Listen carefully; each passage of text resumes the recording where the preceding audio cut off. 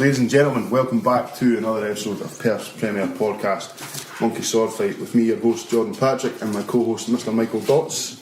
Word with Dots. A negative mind will never give you a positive life. I felt like I needed that this week. I felt because we're recording a little bit later in the week. Yeah. I feel like I've been missing my words with Dots to get me from my Tuesday onward. Yeah, but it's your birthday. Happy birthday, Jordan. Get it out there. Hi-yo. Got Andy Mack on the ones and twos as per usual. What's happening? Also joined by the man himself, Tam. What you saying, mate? You alright? I'm very well, yourself, mate. Good, man. You've joined us here. We're going to talk about your removals business, chat some shit. Yep. I'm looking forward to having you on for a while. Brilliant. I'm up for it, mate. Buzzing. We also this week, very special announcement, this week's episode of the podcast has a sponsor. Oh, big time. Big time. Yeah. And I didn't just ask my mum to tell my brother to sponsor us, he actually volunteers. So this week's sponsor is Paul Patrick Plumbing and Heating. Smart, reliable plumbing/heating company, gas safe registered, fully insured. From tap washers to heating systems, no job too small. So hit up Paul Patrick Plumbing and Heating for all your needs. Can I just say you recommended him and he came and fixed my boiler very well. So good on him. He's Also, a very good guy. I was taking my nan home after my birthday lunch today, and she was saying that Paul is such a good plumber and he's a hit with all her friends. Apparently the older ladies love him. Oh, well, okay, if we're going to get into that, that's fine, because he went to my old house where my ex stays, and I was there, but she was there as well, and then after he left, she was like, who is that? I was like, put your eyes back in your head, it's alright, he's married with kids. He's a beautiful man. I'm often told I'm just his taller, uglier brother. But anyway, Paul Patrick, Plumbing and Heating, I'm still the favourite child. Thank you. Feedback. Was some feedback this week, anyone? I didn't get any feedback. Or maybe I did and I just didn't record it, but I don't think I got any. My mum's still listening to the episodes. that's good. She's loving it. Mama Pats. She did give me a bit of feedback. Apparently, because she's been listening back through the episodes, like the most recent to further away ones, and she says that apparently when Mike isn't here, me and Andy swear a lot more.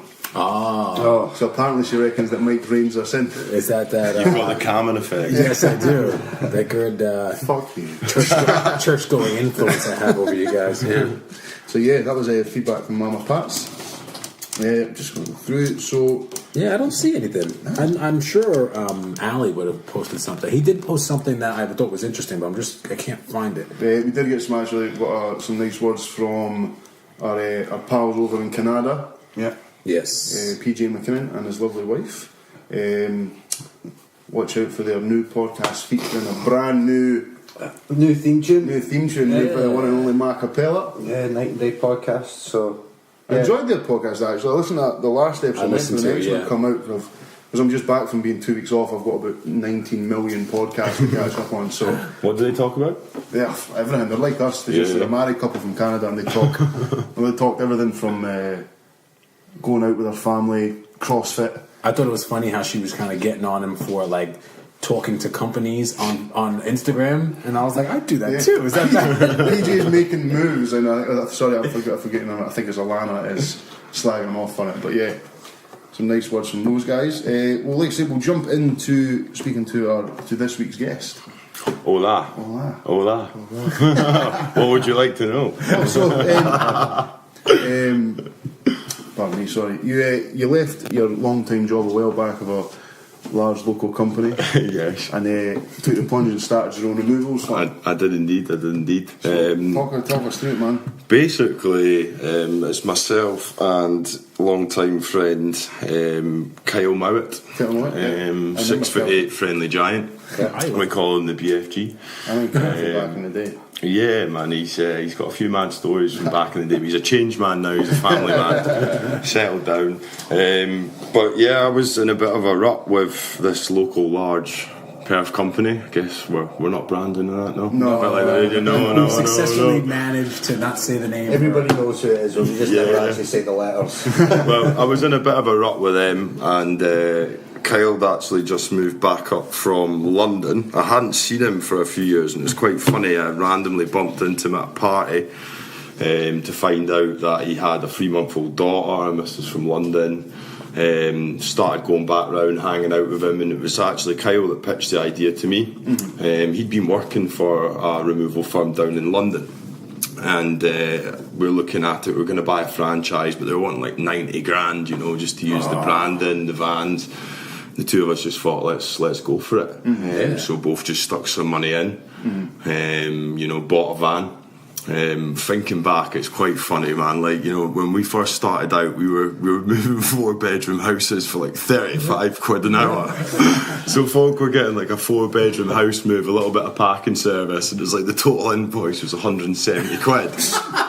You know, recommending you to them. These guys are awesome. No wonder we've got 95-star reviews. 70 of them within the first year. All these guys took was a fucking glass bottle of Iron Brew, man. It was quality. But it's just gone from strength to strength. Our man Andy over years pitched in, done some labour with us. You know, we got a couple of guys now, a couple of vans, storage facilities, branded boxes, branded tape. You know, so it's going well. Moving and shaking. Moving and shaking, man. I think like the one thing I enjoy about the job most is just the fact that every single day is different. You know, I was so used to getting battered down by, again, this local perf firm where all people would do is phone you to complain. Yes, it has an effect on you. Definitely, man. Definitely. It's a tough gig in any sort of place where like some folk can handle that, and other folk can drive you straight into the ground. That's not a slagging on the company. It could just be that job, isn't it? Do you know what I mean? So, like I said, we had Grant from Badlands before, and it was like he had this idea. So, squeaky bum time when you took the fucking plunge, because like I say, having a solid job, you know, like I say, well, me and Mike, we've both got kids, so do you know what I mean? At the time, you were able to take that plunge. It still must have been. I think timing was right for me. I had no real commitments, you know. I was just renting. I was earning like a decent pay packet. I mean, I'm sure you boys remember I was down doing projects and that down south, so I was making a good bit of cash. But see, to be honest with you, like, I didn't have the fear once. I just knew I needed to get out of that place, and I knew that I needed to do something new with my life at that time. And I kind of did feel a little bit like fate just bumping into Kyle, and like the two of us were driven guys, and just thought, well, you might as well make something of your life, and if you're prepared to go for it, then do it. And if it all falls down and flops, then there's only one person to blame, yourself. You just pick yourself back up and go again. But luckily that's not happened, man. Well, it's a good industry to be in. I mean, people are always going to be moving. We've seen the amount of houses popping up in Perth. Exactly. And on top of that, you got, I guess we're all considered millennials. We're branded as being lazy, you know what I mean? Like, people don't want to pack up their own stuff and move it. Funny, man, there's few things in this life that I hate more than helping folk move. There was a period with a previous partner I had that within her family, over maybe a 1.5 year period, I helped folk move 6 times. Wow. And every single, there was one, and this is like, you'll be like, this guy just keep on, but like, you'll get yourself, there was one that was a flat up in Latham, I think it's not Newhouse Road, what's the other big, Furbank Road. So there was one of the flats that was like down a street. So it was like steep fucking stairs, and it was in that 2010 winter. So there was like 6 inches of snow outside. Oh, driving the vans in snow's fun. Oh, mate, like, must have carrying these stairs, doing washing machines, fucking. Not fun. Oh, I hate it. I kind of know where you're coming from, because when it comes to moving our customers, like, we're pumped, we're enthusiastic, we're motivated. But when it comes to moving ourselves, it's like, I actually do feel like phoning in another company for it, man. I genuinely do. Down some overtime. That would be hilarious to see another company come up and be like, so wait, you guys are a moving company? Just move the shit, okay? You stand there and go, that's not right, move that. You've not packed that enough. Judging. I'm telling you. No, definitely. It's a weird one, but, you know, when it's a paying customer, we're on it, you know. We're one of the only removal firms that I can hand on heart say, and I'm proud of this, but we turn up to every job with a smile on our face. If there's anything thrown in front of us with a problem, we'll do what we can to you know, get around it, and we just get on with it. At the end of the day, you might as well be happy what you're doing. So, and before you started this, did you use a removal company before that? For No, mate. No, I went to this the job I worked before. I started that when I was 17, straight out of school. You know, so I did that job for like 6 years. I think I was 22, 23 when I started. So I'd not long moved out the parents, maybe a year or two, and I mean, even now I don't have that much worldly possessions to move, to be honest. Can get most in about $10. I was thinking that the other day. I was talking to my pal about moving. I think I've only moved a couple of times in my life, and both times I've been able to do it with 2 duffel bags and a TV under my arm. A bit depressing, isn't it? Yeah, I just travel light, man. That's not like. It's the way to be, man. I'm telling you, it's simple life. So, what's been the biggest sort of adjustment? What do you think what do you find that when you were starting out? How different is it now compared to when you started? Like the way you do things now, do you look back and think, "Fuck, I can't believe you used to do that"? Oh, I can't believe we moved 4-bedroom houses for 170 quid to begin with, man. You know, 4 or 5 hours worth of graft or something, and we weren't making cash. Now everything's more streamlined, and you know, just over the years of experience, the more houses I've been in, the more staircases I've navigated. You know, the more doors that you have to get stuff through. Literally, it's just you know, learning on the job. One thing I'd say that we're really good at though is Kyle and myself. We'll always go out to the customer's property as much as we can to like gain the inventory, work out the volume. From that, we put the logistical plan together of how to carry it out, i.e. like how many men, how many vans, what materials. I'm fucking terrible at life, by the way. Hold on, because I would never even think to do that. I just turn up on the day and be like, all right, put it in the van. Let's do it. Oh wait, I gotta do that. Oh shit. But no, like we're pretty good at like. If we say to a customer it's going to take 2 hours to do this, an hour to do that, we'll be here by this time, we'll be done by this time, we'll be back in Perth by this time, like we're pretty bang on. So yeah, just I'd say streamlined everything. It's how inventive you are. I remember when I was moving a fridge from my mum and dad's to my flat, and it was one of these big like American style like closet ones open both doors. And to get it out, I had to unscrew one of the doors off. That door, because that was the only one that would come off, had a wire attached that would plug in the light. So you had 4 people hudding this fridge and one person just holding the door really close to the fridge and manoeuvre it out. The thing's still standing, which amazes me because I was thinking, if I get to my house and I turn it on and it fucking doesn't work, and I've just ripped about 18 million tendons in my back shifting this thing. Furious. Well, make you feel better, man. Like American fridge freezers, definitely one of the most troublesome pieces to move. Agar ovens and obviously your pianos. We did an upright piano from a 4th floor last week. It took four guys, but literally like 2 at the bottom, 2 at the top. But I know nobody can see us, but I'll try and demonstrate for you guys. But if you're the guy at the top, which I was, you're kind of, you know, you've got one corner, they've got the other. You're trying to come down the stairs in this sort of like squat position. For those podcast listeners, Kyle was Tam, sorry, not Kyle, was demonstrating a perfect goblet squat. So it's good fun. It's hard work, but it's rewarding work, man. Not into shape. I'm telling you, man, that'd be the stressful thing from it. Is that, I don't know if Mike, how familiar you are with Only Fools and Horses? No, but someone laughed at me the other day. It's funny you say that. Someone laughed at me the other day for not watching it. Well, there's this infamous scene where they're moving a giant chandelier. So they've got 2 guys on the ladder underneath with a giant rug, sort of like just up these massive ladders, and there's a guy up top unscrewing it, and the guy's like, "Are you ready?" Aye, he's unscrewing it, and they're standing there, and then the chandelier across from them just falls to the ground and smashes into a million pieces. Absolute genius. That'd be like, so that's what stresses me, because even when I'm helping pals move, and they've got some nice shit, I'm just like, there's nothing more scared I've been than when I was like helping people hang their flat screen tellies, because you know at one point you're bearing the whole weight while they're fitting them behind, and you're just like, I can't afford to buy them new one. I don't know if it's just the people at Perth, but to be honest, I've not hung that many flat screen TVs in the last 5-6 years. There's been a couple of jobs, obviously, like where you've shown up and you've just like, fuck. Oh, a few, mate. Definitely a few. Wait, just so we don't get too far from the TV thing, is that something that movers would do though? Yeah. Like if the customer wanted it, we'd do it. I mean, that's cool. That's an awesome service. Yeah, you know that. I mean, we offer like a professional packing service, unpacking service. So like our bread and butter, like where the real money is for us, and you know the ones we enjoy the most is, for example, we'll come in one day, we'll pack up the entire house, and when I mean pack up the entire house, I mean like everything. If you want your shit, love, like anything that you need personal, you take it, because the rest of the stuff's going in boxes, you know. So like kitchen things off the wall, even lampshades, sometimes curtain fittings down, like the full wham.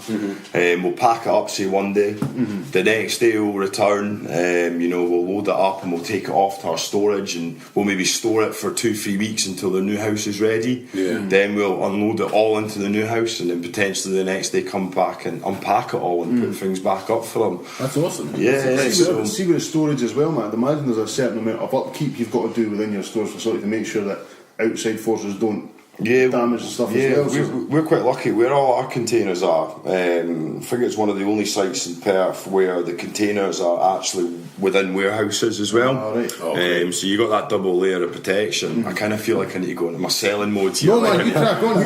Start hitting you with all the patter for taking I just want to move just talking to you. I'm like, shit, where can I go? Right, where's the boxes, mate? Let's get going, man. So did you guys, like, do you know anyone who had a company like that where you can say, like, I know you said initially your pricing model was a little off. Yeah. Where you can sit down with someone and be like, all right, this is how it's supposed to be done, or do you just have to learn everything the hard way? I will tell you the moment it changed for us.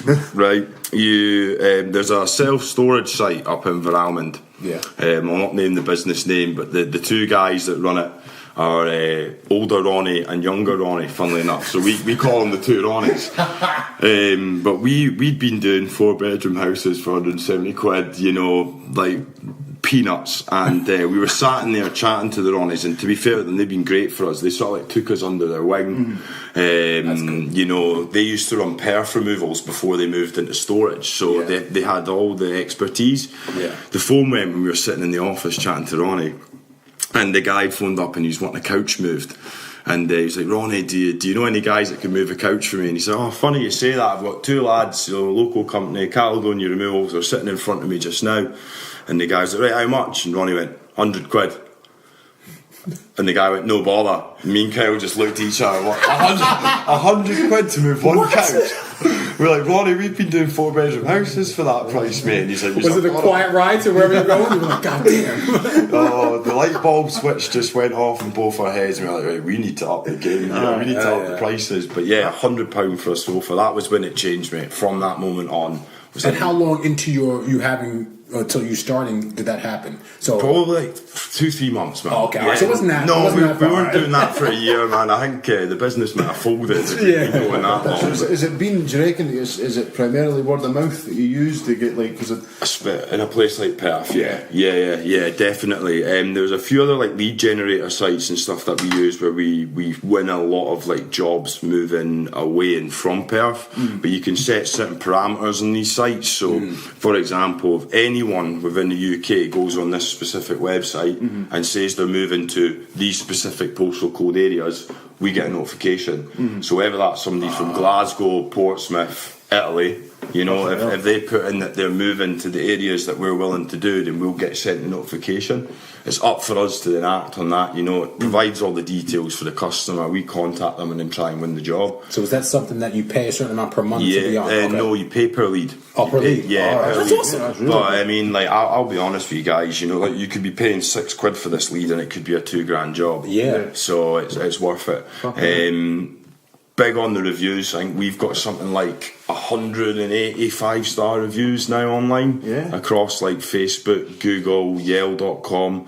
Is that something you push your customers to do? Like you mentioned a couple of times, like, hey, make sure you... Not like mention it a couple of times, but to be honest, we really see in the first, especially in the first like 2-3 years, even if there was, say, like another van load that needed to be done and it wasn't explained to us at the initial sort of estimate, we'd just do it. And like one thing, the feedback we were getting from all our customers was, you know, like nothing ever seems too much for you guys. You are always so polite. You are so happy. And a few of our reviews, you know, always says like, dare I say it, they made my removal fun. So it's like things like that, and then they were going off their own back and leaving these reviews. And then service with a smile. Yeah. When we saw it creeping up, we're like, right, let's really hammer this. And now we do. We get phone calls from people saying, I've seen your reviews online. When can you come out?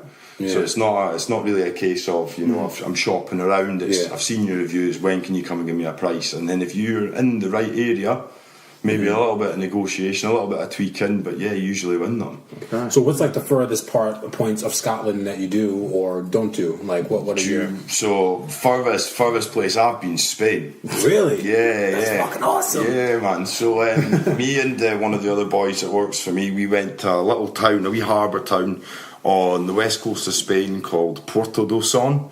And it's about an hour north of the Portuguese border. You know, like the border of Portugal sort of cuts back on itself. Yes. So we were just like about an hour north of there. And we had, right, I'll run through this, a 10-hour drive to Portsmouth. Then we stayed the night. And we got a 24-hour ferry from Portsmouth to Santander. Okay. Then there was a total of 16 hours of driving in Spain. So we drove all the way along the north of Spain, had to cut over the Pyrenees Mountains. At points we were like going over viaducts that were like 2 kilometres up in the air, like going through the clouds. I was just loving to see the Caledonia Removals van, Perth, just driving through. Yeah, it would have made a good TV ad, honestly. Low clouds, the sun was shining, there's the van going over these viaducts. But yeah, 16 hours of driving over there and back, stayed the night in Santander, ferry back, then 10-hour drive. So we were away for about 5.5-6 days. And believe it or not, that was like an old couple moving from Oakbank Road in Perth. Oh, really? Yeah. Okay. And just got us up. Kyle went to the appointment actually, and again, fair play to the guy, but got on so well with the dude, or the customer should I say, at the appointment that he ended up staying and playing snooker with him in his garage for half an hour. That's awesome. But that's the stuff that wins you the jobs. It you know? is. Yeah. That's crazy customer That's what service. Grant was saying before when he was on. I mean, is that people come back for the experience. Hell That's yeah. what makes a difference. You can get a brilliant haircut from a barber down the road, or you can get an excellent removal service from another company, but he'll remember playing snooker with Kyle, do you know what I And mean? you know, if someone he knows needs to be moved, he's going to be like, you know what, I got great guys for you. You know what I mean? Yeah, and I'll be honest, Big Len to this day, you know, he still asks for us because we've got a connection for our friends' parents. Yeah. And whenever we see our friends' parents, Len was asking after you again, Len was asked, so it's nice, That's man. great. It's nice, yeah. Awesome. I think that's one of your biggest attributes as a business, and I also think that the Well, previous you've job, seen it, man. well, I've done it firsthand with you, but it's, I think also the education you got from the place you used to work at, in customer service and dealing with problems Helps. and dealing with that, plays a massive part in what you do now. For That's sure, man. transferable. Customer service is customer service. Exactly. Whether you're Yeah. sitting behind a screen or you're in a shop or you're driving a van, do you know what I mean? It's For sure. so that's what I was going to say. So obviously you worked in the office situation for so many years, and obviously you had to deal with people who were your managers and stuff like that. So how does it feel to be in that management position? Have you Brilliant. I'm not going to lie, mate. You know, I don't have anyone to answer to, you know. But you just got more responsibility. You know, there's people now relying on me to get their wages every month. Bills need paid. You've got to pay the tax man, the VAT man, obviously. But yeah, I think, you know, I always sort of had a bit of a problem with authority. Yeah. You know, and I did.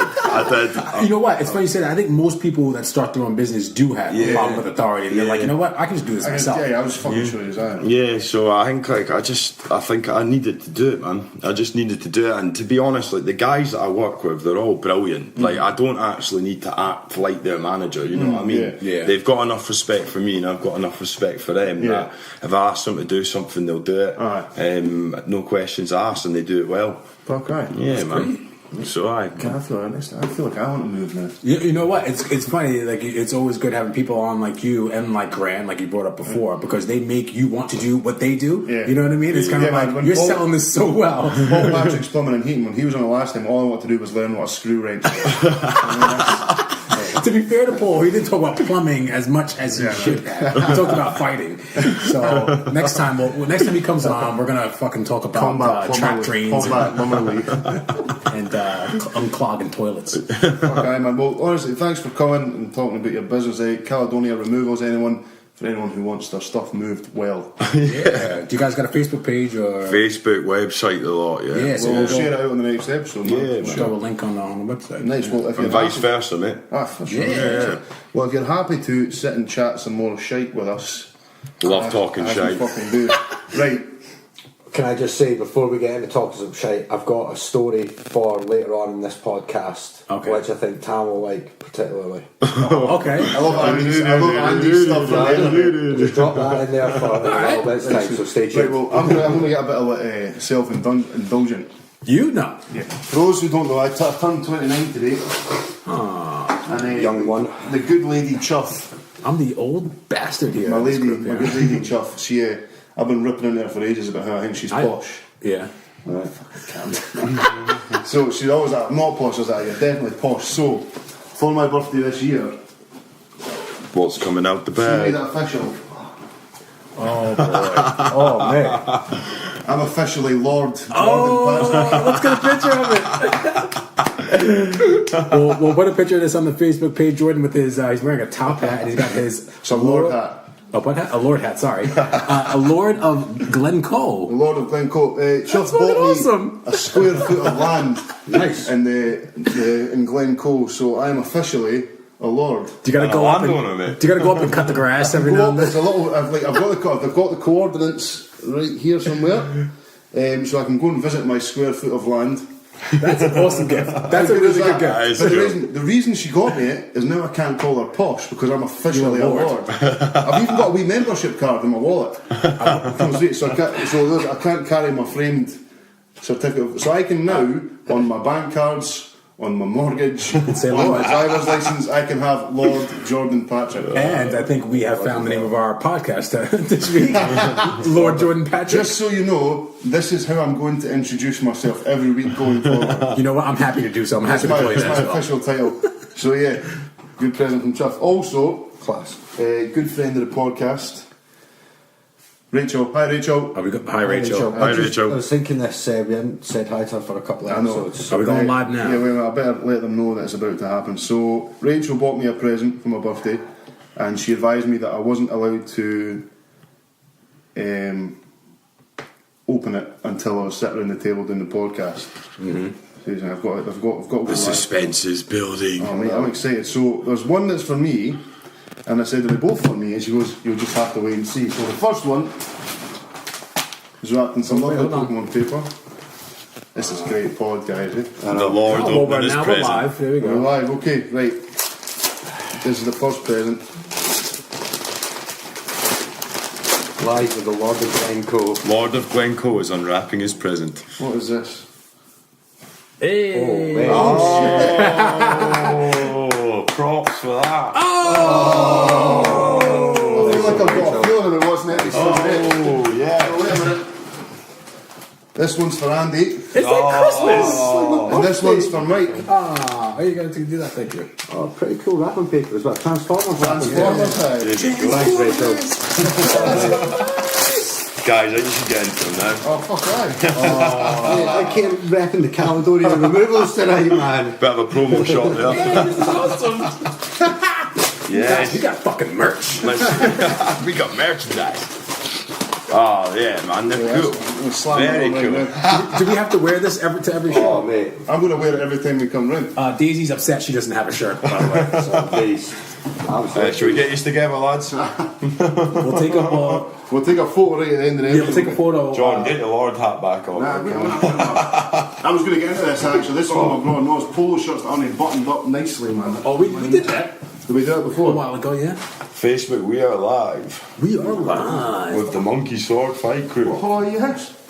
Seth Gang, baby. The Monkey Boys. Yours doesn't say Andy Mack. It does, yeah. I'm loving that. Yes. Definitely getting a picture of this. We'll post it up on the Facebook page. Oh, Rachel, Thank if you, you're Rachel. watching, you're a fucking diamond and I love you. Well done. Thanks, Rach. Buttoned up properly. Buttoned up properly. Mike, sort yourself out. Sorry. Right. Collars up, collars down. Collars down, buttoned up, formally. There you go, my man. That's a nice fit as well, by the way. That's perfect. That's a belter. Rachel Golf out. Rachel just chimed in with the love heart emoji eyes. We love you too, Rachel. Thanks, Rach. Right, we're going off now, but thank you guys. Thank you. They're both currently down at my house watching Pride and Prejudice. What's that? I don't know, it's some shit the girls like.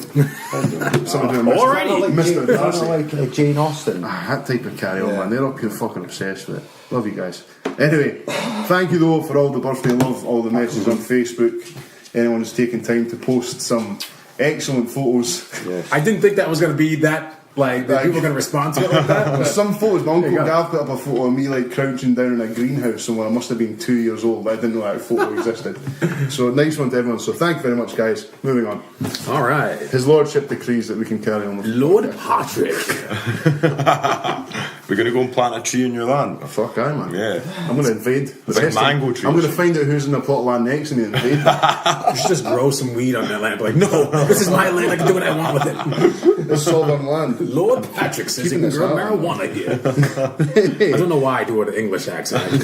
Sounds better. It's all the Highland clearances. I spent some. I went to Mull last weekend with Chuff and the wee man for a few days. Yeah, I was at. Oh man, like that place is beautiful. Yeah. Where we were camped, there's a couple of photos. Where we were camped was like there's a mountain range on a clear day, like, all the way to Ben Nevis. It was like I would just sit there and stare at it sometimes, man. Craig Muir camping on Mull, unbelievable. But the scenery and just everything was just gorgeous, man. You bought. I remember you saying you got a trailer and you brought the bikes up with you. What else did you do? I was going to bring the bikes, but as we were leaving Perth, the bike rack was just not securing. Oh. And I was like, there's no fucking danger. I'm driving all these single track roads and shit all the way to Oban. So, binned the bikes, went and visited some mad castle. Oh, like you had a drama for this castle. You know, there's always the wee bits, the timeline.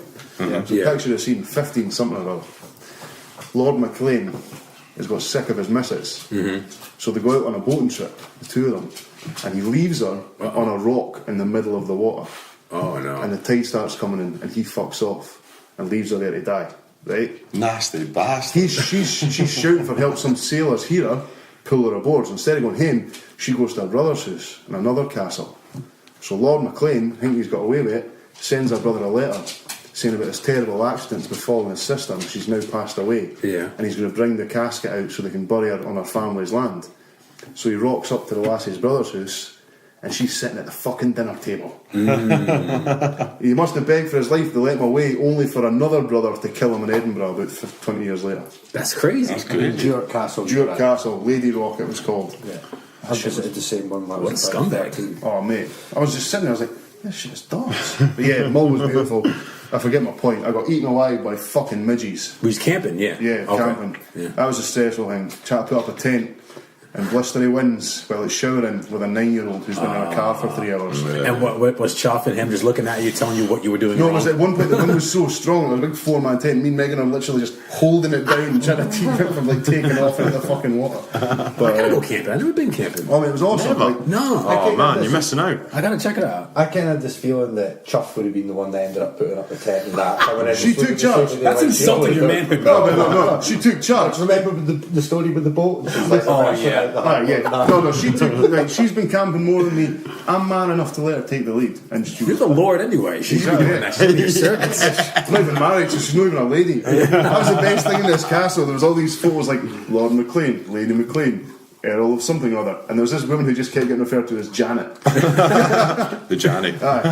Janet the Janny. But no, Mull was tremendous. Ah, it's lovely. Highly That recommend village, man. anyone to take a wee trip out there for a couple of days. What else we had going on? I've got here. It was Mike's youngest. Yeah, Sienna's birthday. Yeah, so my daughter just turned 7 on Sunday. So we had to, because school just started up again, but before school ended, we had to have the foresight to give invitations before school ended. So that was like the last day of school. I'm fucking rushing around to Tesco getting fucking invites. So we went to a trampoline park because they love it. And it's a good workout. You know what I mean? Yeah. You're in this sweating. Where's that one? This was in somewhere in, I know it's called Jump and Joy. I forgot, I don't know the location of it.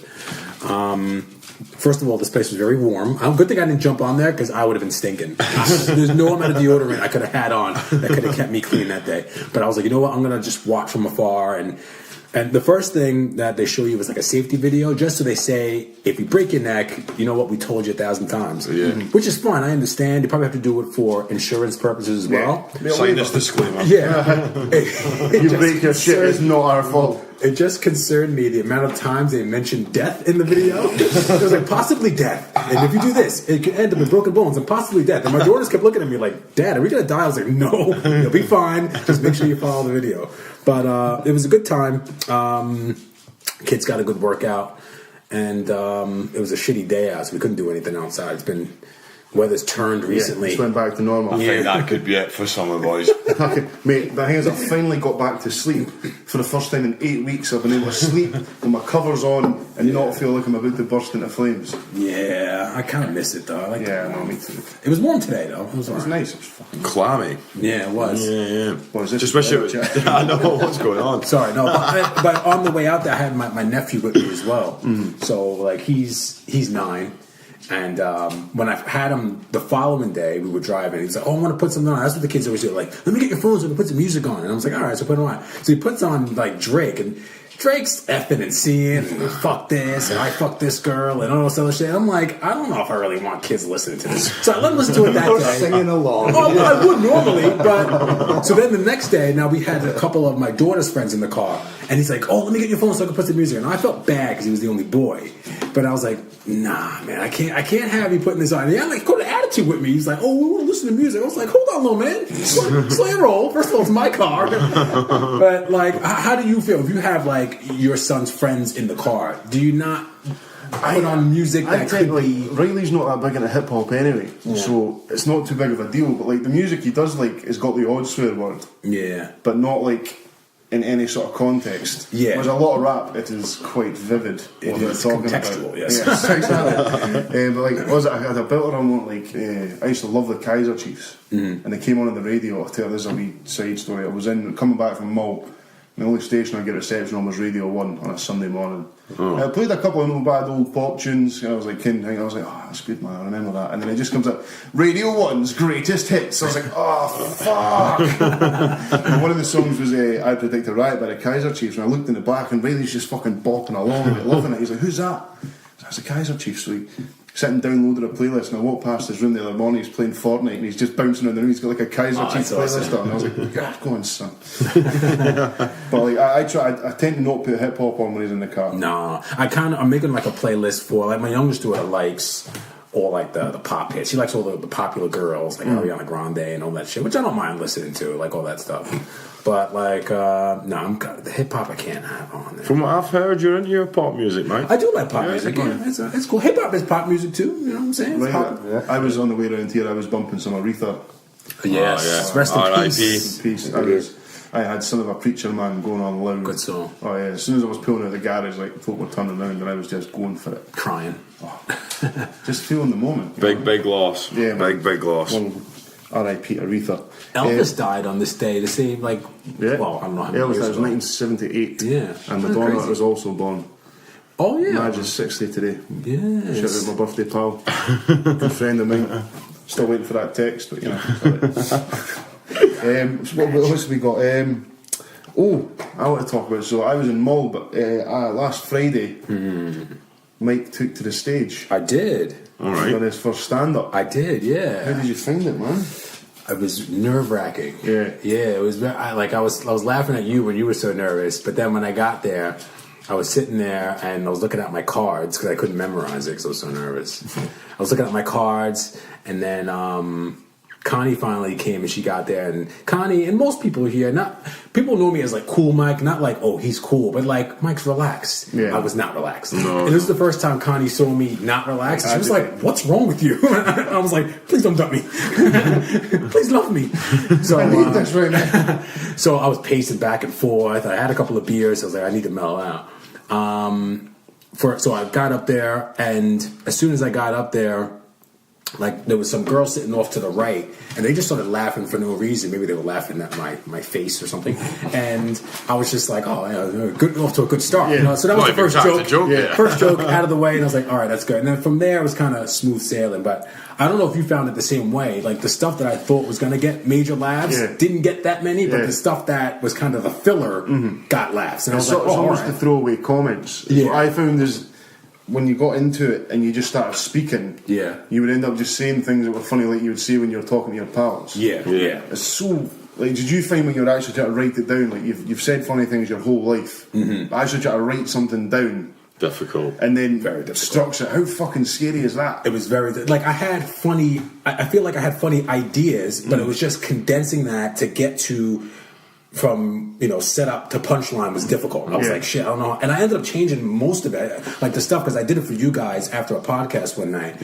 I ended up taking out a lot of that stuff because I got a little self-conscious and thought it would be too offensive. So I was like, oh man, let me take out some of this. Little did I know, I still left some offensive stuff in. But anyway, I took a lot of the stuff out, and the stuff that I did put in ended up working out very well. But hopefully, I know you said that the software that you don't have it anymore. I'm going to try and stick some of it together because my man Dan, was bitching about how yours wasn't on one of the podcasts. Yeah. You did it. So I'm going to try and stitch it together, and then hopefully we'll find something to rip the audio from it. So people I can rip the audio off it. It's just I don't have my video editing software. I don't have a license just now. So I'll wait till I go back to college. So I can pay I'll for piece it my up. license again. I'll put both of them together, I can and take then the audio off it. Okay, cool. Takes serious balls to stand up and do stuff like that. Yeah, So and- hats off to you. Get that Lord hat off to me. I doff my cap. And just, the first thing I thought of when I was finished was, first thing I thought was like, holy shit, I'm relieved. And second thing was like, Dave Chappelle and like Kevin Hart do this for like an hour at a time. I just did 7 minutes and I'm sweating. Did Like you an know when animal. I remember when I wrote it out and I was like, fuck, I've only got 3 minutes, and then I done it, I was like, fuck, I've got 3 minutes. Yeah. You know what I mean? It's trying to figure it crazy. out. Did that feel like those 3 minutes went quickly, or did it go slowly for you? When It you felt like an eternity. It Yeah. felt like an eternity. But after I started talking up there for a while, it was good. There were some moments where I was like, shit, that didn't get a laugh. And I was like, swiftly moving on to the next topic. You know what I mean? The one that I remember, like all the podcasts I listen to, the worst thing you can do is wait for a laugh. Like the pause kills. So if it doesn't get a laugh, just move on as quickly as possible. Because like, Well, I was just going to say, I think what was harder for Mike and what was slightly unfair, and I'll agree. say this to Rana, but she had a comic that was on before Mike, and he was like really experienced and he was quite funny. He'd obviously been doing stand-up comedy for a long time, so I just thought, in terms of where Mike was placed, it was going to be twice as hard for him. Yeah. Because of follow what he that had up, to man. follow up. you hear that all the Much time. better The comics than saying that Mike like if a warm-up act goes on first, and they kill, they can almost suck the laughs out of a room. Yeah. But you got a fair few laughs. I was watching it in the tent. I was pissing myself. Well, it's funny that you say that because that's what I was thinking. I was outside with you and Barcry, and all I heard was just, and I was like, holy shit.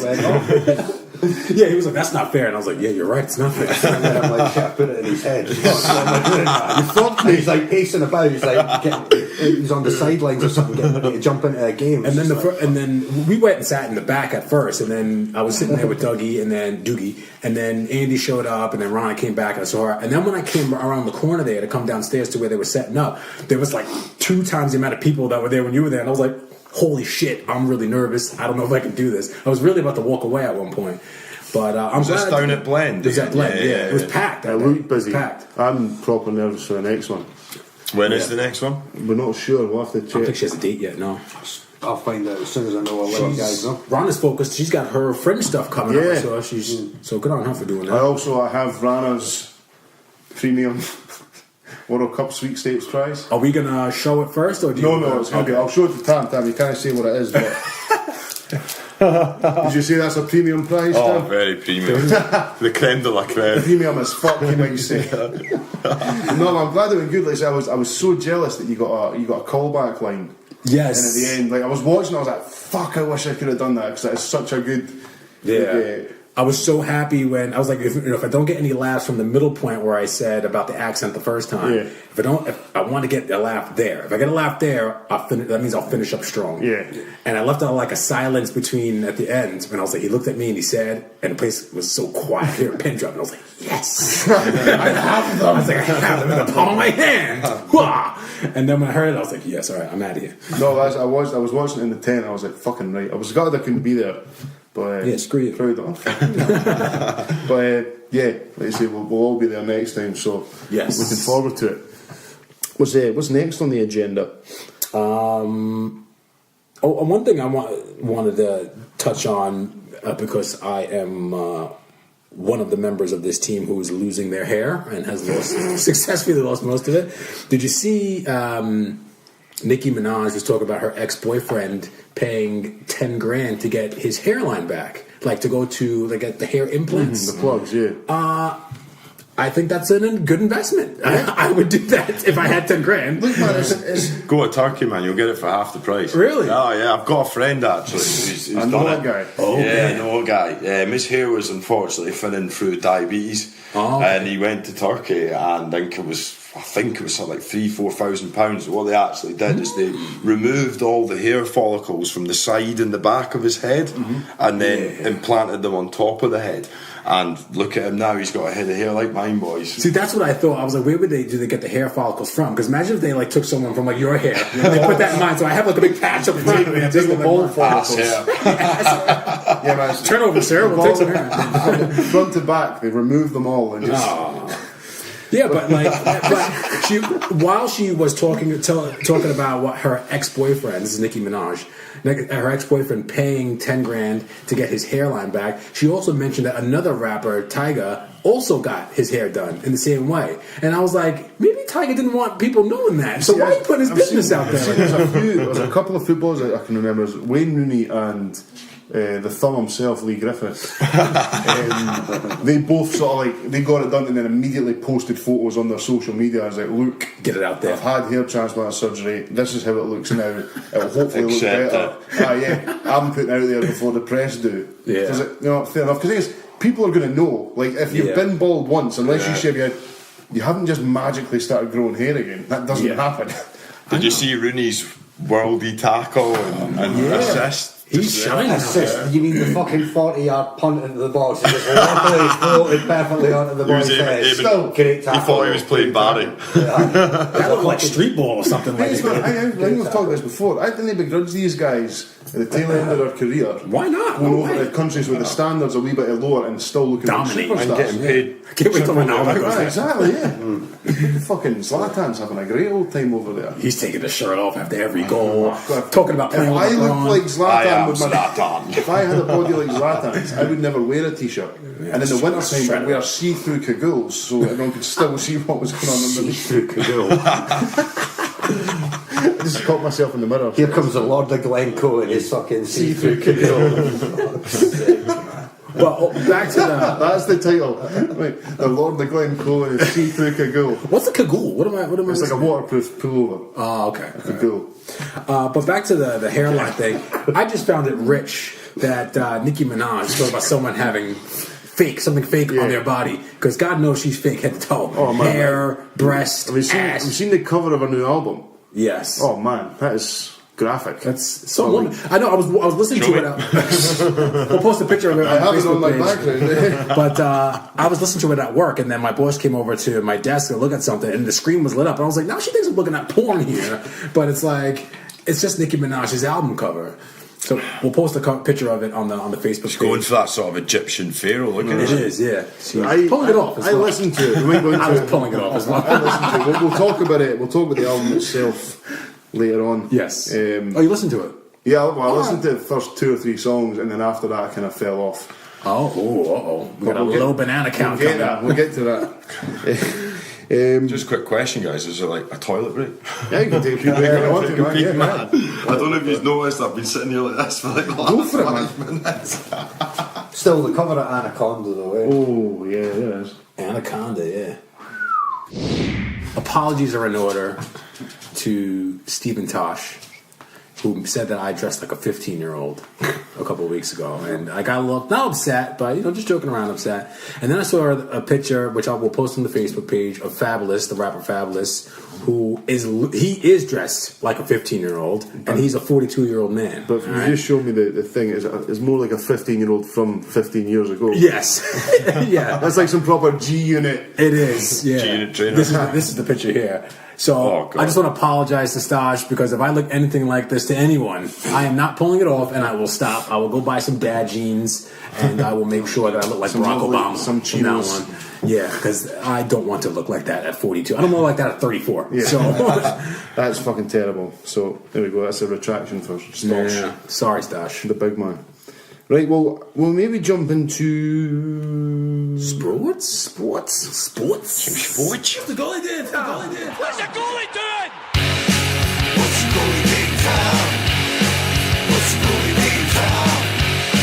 What's the goalie doing, Tom? It's the football news. Right, we'll just get this one out of the way. Yeah. You know what? I was looking to one of my friends at work. I sent him a message, but he never wrote back, to get some of the Hearts fight songs. Was it Hearts that beat the shit out of you guys? 7 foot and he plays the flute. Oh, yeah. That Man, Celtic. Streaker piss.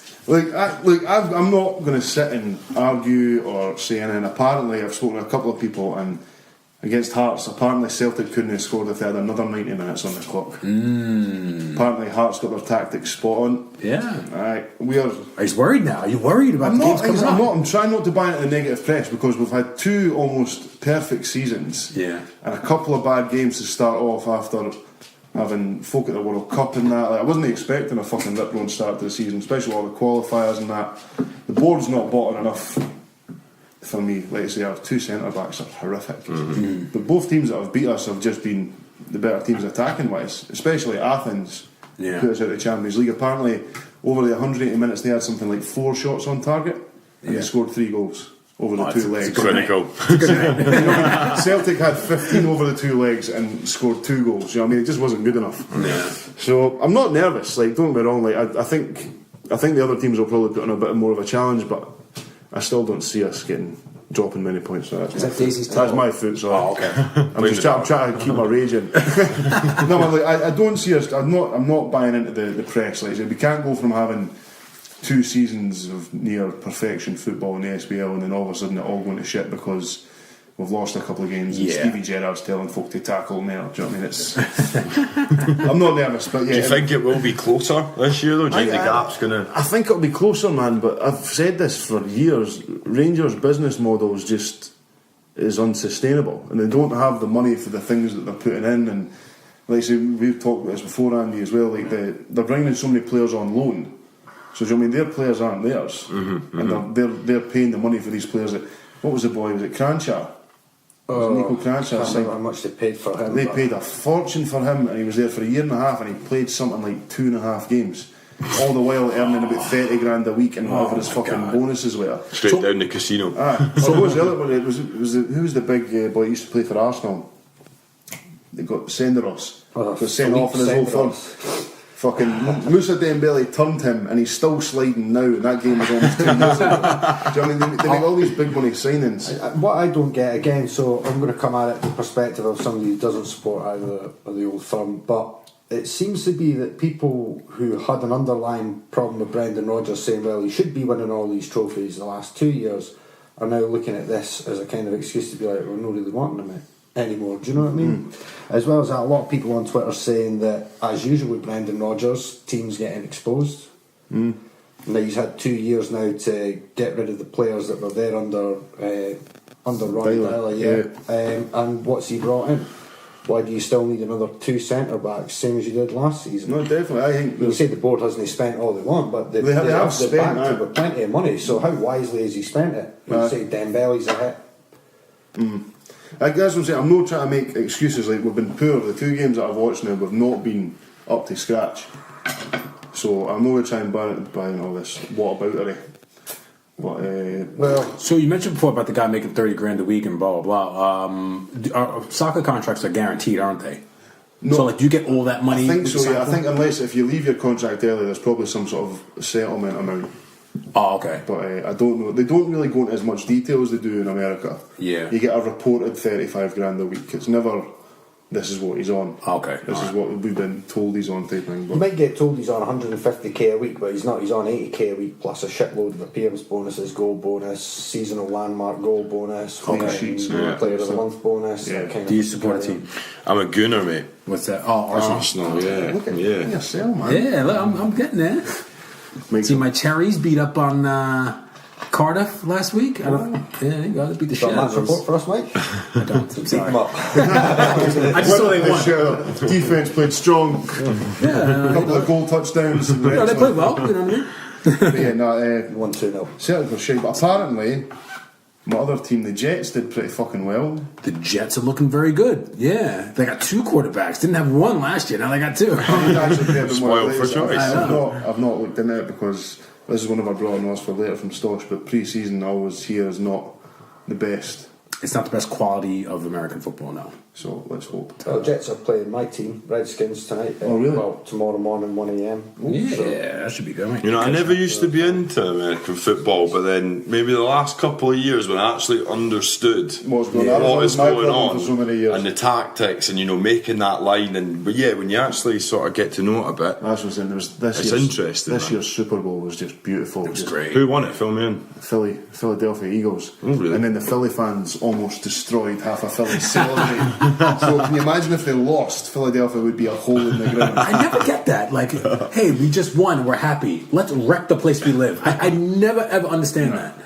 That's stupid, man. But Philly Eagles, it was beautiful, man. Like, Who were they playing? the Patriots. Patriots, yeah. Oh, it was beautiful. See Close that? game? Did they? Oh, they we got a bit tighter in the end. It got but- tight in the end, yeah. Yeah. But it was at halftime. We were like, "Oh shit!" We were Yeah. waiting for New England to come back. Because and they didn't. We were like, they "Whoa." Tom Brady tried a fake where he pitched the ball off to someone else and one of the receivers threw it to him and he completely fucked it. Right. So right at the end of the first half, Big Dick Nick, the Philly second string quarterback who came Yes. in the end of the season, didn't he? Because their first string quarterback got Mid-season, injured. yeah. Mid-season. Yeah. And he played that pitch, so he lobs it to his fucking receiver, sneaks around the end zone, and then catches it in the end zone and just Scored, like yeah. fuck you. That's Tom how you Brady. do it. That was That's how you beautiful, do it. man. Like, that was Yeah, that was. I may watch that again. yeah, actually. That was a good that'd game. be a good idea, actually. I want to start having, and if you're around too, you can come by. I want to start having some Sunday nights if people don't have work on Monday and have people around and watch a couple of games. I'm sick of watching football alone. You know what I Yeah, mean? it's no fun, man. What Right? channels is it on these days? They still got It's it on Sky. It's on Sky. Yeah, I have like I buy the NFL package every year, so Right. I Is just that like stream an it. add-on you get to Sky, or is that something just- in its own right? Yeah, you just buy it from the NFL, Right, and then right. I stream it through my Chromecast on my TV, and I just watch it that way. So Is that amazing one that you're always complaining about? I was raging last week. I was raging. I was like, again. I need to cut the name of Marshall off the back of my Jets jersey so I can start wearing again. Since the player on the back of my jersey went from the Jets to the New York Giants, so I'm like, fuck, am I meant to do this now? Now he's in Seattle. So I'm gonna have to I can wear it again then because he was an ex-player, so it's fine now. I couldn't wear it while he's still playing in New York. So yeah, it was a good and bad week for me in the world of sports. Yeah. We'll get there. What is it? I've got this. What's this you've got here, Mike? Saquon. Oh, I thought you put that in there.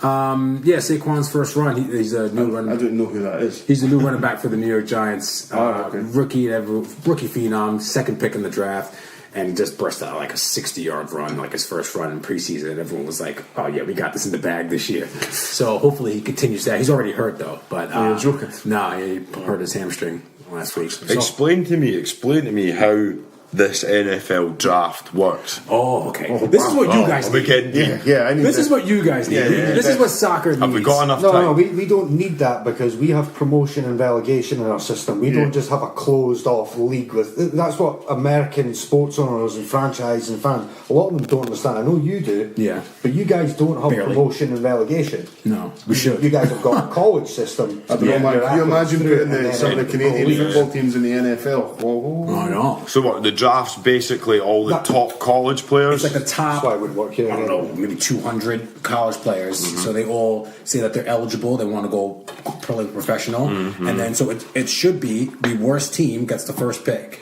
Right. So they get the crack at the best players every year. Right. But because of different trades and things like that, they may trade draft picks. So you may have a team that's a little bit better that has a higher draft pick depending on trades or whatever.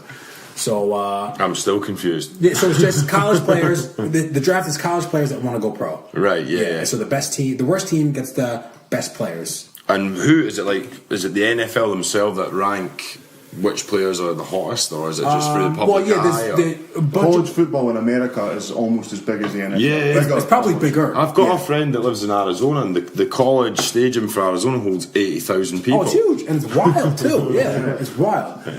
The different people do different ranks for the college players, Yeah. but it really depends on what you need. So there may be like a running back that's really, really good. But if you already have a running back that's good, you may want to look a little bit deeper and find someone who's a position that you need. If you need a quarterback, now I'm going to go get him. So it really depends on the team's draft board as to what they need, and then they'll go find someone. So Interesting. yeah, it is It's pretty huge. interesting. We've got our fantasy basketball will be kicking off again in a couple of months. Yeah, I'm still searching for a fantasy draft board. I'm tired of you Did you from not get that posting. I did, but when I clicked on it, it just took me to like a fucked up page. Yes, it was porn. I just need a whiteboard and some duct tape. So if anyone's got an old I whiteboard, want to do it for real. I want to get like the real names, the player names with the logos and everything on it. I want to do it for real. shit. But this takes me to something else that I put on here. I was talking to my man Stoobs. About I was trying to do a live draft for my fantasy football league, and he was like, "I hate to break this to you, but like British guys don't want to sit around in a room and do a draft with other men." And I was like, "Well, first of all, I do that with my basketball guys, and second of all, why not?" And he was like, "I don't know." He's like, "I just think that's weird. We would think that's weird." And I was like, "Getting food, beers, and sitting around talking shit to the other guys." You throw in an Xbox and some FIFA. I've had that 90 million times. All right, so it's not just me here. All right, I know. This you guy just like doesn't it. have very good friends. apparently. Which is me, by the way. All right.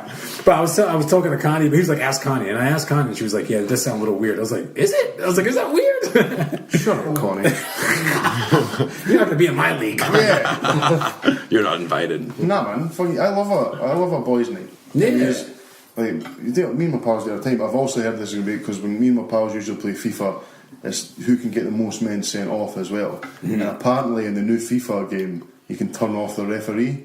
Oh. So you can just throw in like the meatiest challenges going and nothing happens. It sounds like an absolute murder ball. It'd be good if you could do a wee combo and you'd elbow them at the corner or something like that. Square triangle, elbow. There's a PK button or a fucking Pepe. There's a Pepe button. You just chin the guy. And they kick him on the deck. When does FIFA come out? It's usually September, October time. September 19th, I think. I think I'm going to get it. Looking forward to it. I think I'm going to get it.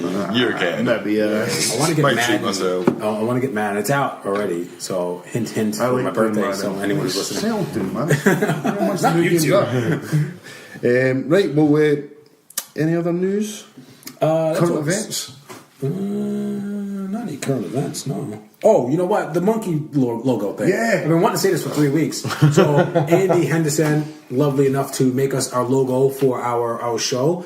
And I was just thinking we should have a name for this. Name for the this monkey. lovable rascal that's on our logo. So we'll post maybe we'll post something on Facebook and on Twitter, and maybe we'll have a poll of like the best couple of names, and then we'll have people Let the people decide. let the people decide. Yeah. I like it. Yeah, so name the monkey. And then if we don't like what you decide, we'll just change it anyway. Exactly. Yeah, we'll put another. We'll fix it. We'll put a premium prize up for the person who gets. Yes. Fucking prize daft today, man. Honestly. It's in a good mood. It's his Remember birthday. that? Yeah, it's my birthday. You've not seen the hat. Lord Patrick. This is actually the hat that our good friend Jack left when I had a murder mystery night. Oh. This was part of, we had like one that was set in an old school theatre, and he was meant to be an old Shakespearean actor, so he came in this like pullover waistcoat evening jacket thing with a cane with a snake's head and this top hat. And he spoke in an Irish accent for the entire evening without fail. Fuck your draft, man. Let's do a murder mystery A murder night. mystery themed draft. There was women there that night though. So. It was Mike Darts with the candlestick in the kitchen. That hat would maybe even be better if you just got yourself a pair of black aviators, had a fucking Marlboro Red hanging, and came in with a Les Paul on like fucking slap. So that's what I Get a wee curly don't know, I think he wears it better somehow. Will we do a who wore it better? Jonathan or Slash. Right, well, Put it on the Facebook page, guys. Sorry, the love of Glencoe. yeah, so what do is get at us with your suggestions of the monkey sword fight monkey. Any early suggestions from you guys? I don't know. On the spot. Yeah. Tyrese. Leroy. All right. Leroy, Tyrese. Anything from you, Andy? No idea. No idea. Miguel. Alejandro. Oh, I like the alliteration, so something with a mic. So like maybe like Miguel the monkey. No, not Miguel. Marcel. Marcel. Yeah, that's Right, a guys. yeah, good Right, thing find to- us. We're on Twitter. We're on Facebook. We're on Podbean. You've got our email, monkeyswordfightpodcast@gmail.com. Send us in suggestions for the monkey's name, and you could win a prize. Yes. Thank you. And Tam's already seen our last prize that we're yet to give out. Premium. Premium. Premium as fuck. Right. So should we maybe jump into this week's? Braw or Naw? Braw or Naw? Braw or Naw? Braw or Naw? Should we dive into the ones that we've got But we do the ones we have written down first, Okay, all right, that's cool. and then we'll go to the Facebook ones. This is getting. I've got Facebook ones and I've got Instagram ones. This is my favourite. I've also got one from. I've got one from. The Instagram one's kind of a joke, but I've got one from Rachel as well. Hi, Rachel. Hi, Rachel. Hi, Rachel. Yeah, I've got one from Rachel as well. So let's jump. What we've got written down. First of all, I deleted the top one because we kind of talked about that already. alright, cool. I've got the first one here that I put in, and it's pertinent now. Polo shirts with the collar up. No. With the collar. I'm sure we've discussed this. We before. have. Probably, Well, but it came we to my- discussed the buttons, I think. I don't know if we did the collars. But that's the buttons. That's part of it. It's just it came to my attention this week, and if you're wearing a polo shirt, button it up. Okay. That's Yeah, we do talk about this. That it winds me up, and I find it more annoying than I should if a polo car's unbuttoned and just sitting loose. I find Trying to myself. reveal some of the Persian rug. Yeah. I find myself thinking about that when I do put a shirt on, a polo shirt on. You saying that, button it up. So now I'll leave the house. It'll be open. I'm like, shit, Jordan. I just like if you want to look casual, wear a t-shirt. Yeah. If you wear a polo shirt, you're not being casual. Fair enough. That's the way I see it. So for me, it's a no, total no. No collars up. Yeah, Okay. and just to touch on that, remember the ones we used to have the collar up and it looked like you had two collars? I was just going to say that. This is why I was thinking about it. It's like, I'm sure we've talked about this before. Yeah. Stupid But, Kanye yeah, West started that. There's nothing wrong with a classic polo shirt, like the ones that Rachel has so kindly got us. Yes. Yeah. These bad boys. Collars up just makes you look more of a scoot, doesn't it? So, Okay, what? it It was acceptable in 2006 to early 2008, but after that, no. Yeah, when we were like 12 with a pair of roll down Timbies on, collars up, With it unlaced. and a Mackenzie Nothing. jacket. Remember those Mackenzie jackets? And an aqua scooter scarf. If you didn't have a Mackenzie or a Helly Hansen, you were not You're cool. scum. Total So it's a no from me. And you Yeah, might. just I'll say no. I've been I'll say converted. no. I'll be converted. I've got another one here. Idris Elba as James Bond. This has caused quite a bit of controversy, hasn't it? I was talking about this in the car with Chuff the other day, and I said, now he wouldn't be my first choice, but I would like to see him Because you're do it. racist, that's yeah, why. I hate black people. Yeah, that's no, it's just like he wouldn't be my first choice because I think I wouldn't mind seeing who was it? I said a couple of people. I'd like to see Tom Hardy have a crack at it, That would be good, yeah. and who was the other one? Fuck, can't remember his name now. There's another guy, I can't remember, but. I wouldn't be against seeing Idris Elba. He just wouldn't be my first choice. I think he'd be really good. I think it'd be like when Daniel Craig took over, brought something a bit different. Yeah. What about like Russell Brand? I think he's made it really lifeless, Daniel Craig. I think you can see how tired he is. But the first one was good. Was it Casino Royale? Yeah, That the was opening good. scene with all the parkour, yeah. and Quantum of Solace was no bad. Yeah. But you can see how All of them tired pretty he is good. of them. Yeah, they're all pretty good Bond films. I think Daniel Craig was sort of like he was the first Bond where, like, you know, obviously it wasn't such a womanizer. It was more a dark. It's more a Yeah, the thing is, darker Bond. Do you know, that, he was the first Bond that you could believe could kick someone's ass. Yeah, Like yeah. Roger Moore was quality, but I could never imagine him like beating fuck out of somebody. That's what I want, and this is why I think Idris Elba would be good. Roger Moore was good at rogering. Roger, I'll You've roger been you to moved. death, Doctor you've Evil. been lured, Ken. That's another one. You've been moored in. I would like someone who's a little bit more like half Daniel Craig, half Roger Moore, or half Pierce Brosnan. The pretty boy, but also can Don't take the shit know, out man. of you. Like You know? Elba is like you only have to utter his name around females and they melt. Yeah, Do yeah. you know what I mean? So like, I'd like to see what he could do with it. but I think Tom Hardy was quite a good shout. I'd like to see, but he yeah. wouldn't be my first choice. But I'm not against him. But then I read something on Twitter that made him jump to the top of my list. Was it, And it was fucking Katie Katie Hopkins. Goddamn her. She looks like every time I see a photo of her, she looks more like a character from The Labyrinth with David Bowie. Do you know what I mean? Like, so she tweeted, "No, Idris, you cannot be James Bond, no matter how many tweets you put out fishing for attention. It's not because you're a gentleman of colour, it's because James Bond isn't."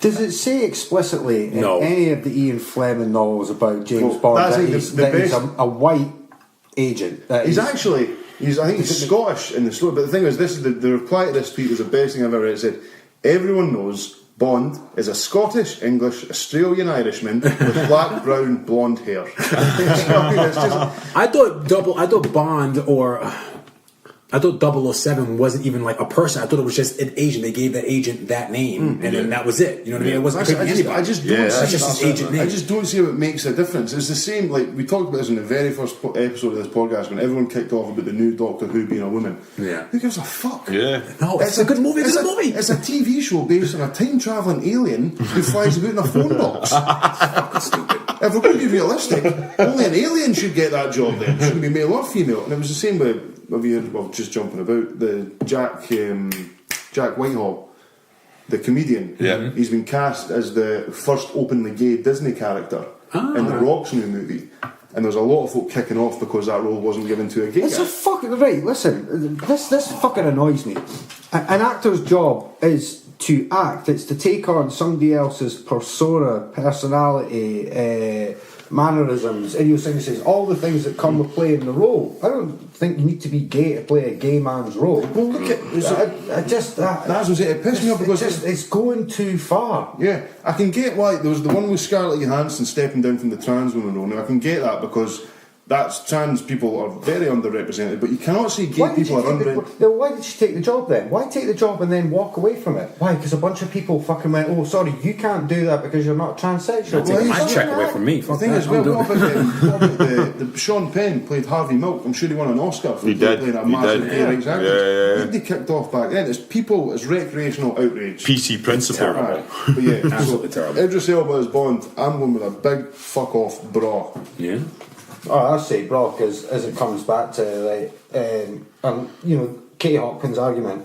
If it says explicitly in the novels he's a fucking British white male 35-year-old, you could see her maybe having something to cling on with her argument, if you could call it that. But the fact that it doesn't, I don't think it matters. I think he'd be a broad James Bond. The fact of the matter is, it's a film. It's fiction. It's Yeah. like. Was it Fucking actor. what I know. was it? Yeah. Pretending to be somebody else. It was Tom Cruise and that. Then was it Jack Reacher? Yeah. That character's meant to be 6'7", built like a brick shithouse. Wait. Tom Cruise is 6'7"? Well, he is, but when he steps out of his platforms, he isn't. Do you know what I mean? He's not busy jumping off buildings or throwing helicopters into mountains. But yeah, Do you think that must get awkward for him on sets? You know, if they're like away to do a kissing scene or something, and Tom Cruise is like head and shoulders below the It's like the Yellow Pages advert. getting propped up. It's like the Yellow Pages advert. He goes back and comes back with a phone book. It's a little. So I said bra, Andy Mac said bra. It was broad. Now it's even more broad that Katie Hopkins. That could be on the opposite of Katie Hopkins. Yeah, So right. Second, that Katie Hopkins is a twat. I used to like her. She's a fucking She's creep. an idiot, man. An absolute idiot. Final one from our list here. We've got Big Brother. Which is kicking off tonight, and I didn't set my alarm for it. Stormy Daniels is on it. I know that much. Oh, Her who's meant to be getting the president the old. yeah. But it's no for What me. does it matter if he is meeting up with her to pay her for fucking sex? It's just a fucking escort or whatever. What the fuck does it matter? Okay. At the end of the day, right, yeah, I know he's the president of the United States, right, but like, He said it was a villain. why the fuck is this crap even news? I know. It's not. Man with a lot of money shags a fucking prosy. Been Millions there. of them fucking do. Do you know what I mean? White millionaire They're all becomes at it. president. Who's At that least he's still? not at least he's not at it with fucking kids or anything like that. I think Just that. put that out there. I think that people tried to use that to discredit him. Not like you need that. And also, they said that he used campaign funds to pay her off. Yeah. But no, I mean that's just what it is for men of power. Unfortunately, You can't discredit the guy. No, That's the no, thing. you can't. It's just, He's the epitome of water off a duck's back. Literally is. nothing sticks to that man. It's funny, like the Omarosa's going around pitching like this tape where he says the N-word, and it's people are like, it doesn't matter. It doesn't. It's not going to change anything. It's like because he's racist. Is this like filming in, guys? Was this recently or is this something that's happened? This is something. This has happened a long time ago. Yeah. But he paid for it to happen. But then did his press officer say come out and be like, I cannot deny Yes. there may be tape of the president using the N-word. Nobody. Thank you for your questions. Fuck's up. Yes, he's a mess. The Oh, whole man. fucking show's a mess over there. she's going to be on Big Brother. Who else is going to be on it? Do we know? Christy Alley. Really? Like Look Who's Talking and Oh, I like films from Christy the Alley. 90s. I used to have a big crush on her back in the day. Oh, what happened to her actually? She's like 60 something. Ended up in Yeah. Big Brother. To be honest with you, man, it's no for me. Like I used to like. I remember watching it when it first started, when it was normal people. Yeah. Well, as normal as you could get. But now these people are all like Z-list reality folk, Yeah. and they've already got 30,000 followers on Instagram, so they're not actually like just fucking one of the folks, somebody you ken for your work who's went there to the audition and done it. These people have been like pre-selected and that, so it's just another reality show. Whereas like, when it first started, it was almost like a social It experiment. has had one of the funniest moments on TV though. was that? I'll remind you when blind Mikey gets hit with the cricket ball in the pool. Who the fuck was that? There's a blind guy, and these two were fanning about with balls, and like somebody hits the ball, and it scones him on the side, and he's like just sort of staring at his face because obviously he can't see. Oh, sorry to the blind community, but like the way It's the we way. got it. Yeah, it's not. It's good for a few laughs now and then, but Back when it was like real normal folk going on, I used to quite like it, but now it's just like Just like an idiot. yeah, it's Instagram models, and the folk on the celebrity one are about as famous as the people on the non-celebrity Yeah. ones. I mean, it's Just want to know who left the blind guy on his own swimming. That's fucked up. Whose idea was that? Like, it's alright, we've got loads of cameras, so just keep an eye on him. Kind of fucking walloped by a cricket ball. Never saw it coming. it's fake their centre. I'm getting warm in this fucking polo shirt. oh man. It's a big brother. No. Bro. I'll go Braw. I like a little Big Brother. You like yourself some reality TV. I do. I like trashy reality TV. Yeah. Makes you feel good about yourself. It does. Yeah. You're right. I'm a judger. Why is it actually? Megan You said, do though, that's what you do. You sit and watch these things and you judge folk. You sit and go, look at the fucking state of her. Do you know what I mean? Look at the nick of him. Do you know what I mean? He's such a dick. Why is he being? And you're sitting there and you're just like, I'm just as bad as they are. Look at man. the state of that I'm big here Gina to with that big wine bottle. What's going Megan on had said to me there? apparently she's wanting to watch Love Island next year, so I think no doubt I'm going to get roped into it. Hey yo, Love Island segment next year, baby. Just Did you like- watch it? I watched a bit of it with the missus. Yeah, I did. Mike just full on loved it. So we got 2 Naws and 2 Bras Yes. for Big Brother. Yeah, I'll give it a bro. Oh well. I don't. What else we got? What we got on the Facebook? On the Facebook, The post I've got shout out to Greg Talbot. Tobby. Tarbo. Tarbo. He said this to me at work the other day actually. I was like, Okay, so glass ketchup bottles. Can I tell you a story about glass ketchup bottle? go for it. So, what were you gonna say? Sorry. Well, I was just going to finish off what he then put. Oh, in his yeah, comment. I yeah, didn't yeah. quite Go ahead. catch what he meant. Pain in the arse, have to smash if like you're dislodging a sweet from your child's throat. Flood, I think he means plus.